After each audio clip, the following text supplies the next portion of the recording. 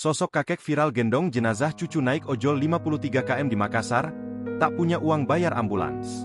Sosok seorang kakek yang harus menggendong jenazah cucunya menggunakan ojek online, ojol, di Makassar, Sulawesi Selatan, tengah viral menjadi sorotan.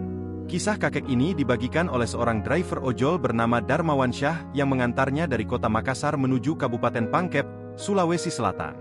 Peristiwa ini terjadi tepatnya di RSUD Tajuddin Halid Makassar, Sabtu, 15 Juni 2024, siang. Dilansir dari Tribun Timur, nama kakek ini adalah Muhammad Arsyad. Arsyad menggendong jenazah cucunya sejauh 53 km menggunakan ojol karena tidak mampu menyewa ambulans. Diketahui, kakek Arsyad harus membayar sewa ambulans sebesar Rp700.000 sampai Rp800.000.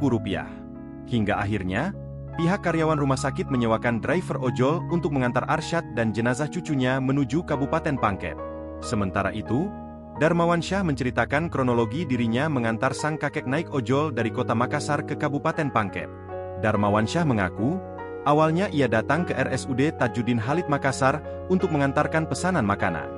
Darmawan Syah pun terkejut karena pria tersebut meminta dirinya mengantarkan sampai ke Kabupaten Pangkep yang jaraknya cukup jauh. Saat ditanya alasan memilih menggunakan motor, pria tersebut menyebut terkendala biaya sewa ambulans. Dia mengatakan, jenazah bayi itu diantarkan sampai rumah sakit Pangkep untuk disemayamkan ke salah satu pulau terluar Pangkep. Darmawan Syah mengungkapkan, usai aksinya viral di media sosial sudah banyak yang menghubungi dirinya untuk memberikan apresiasi.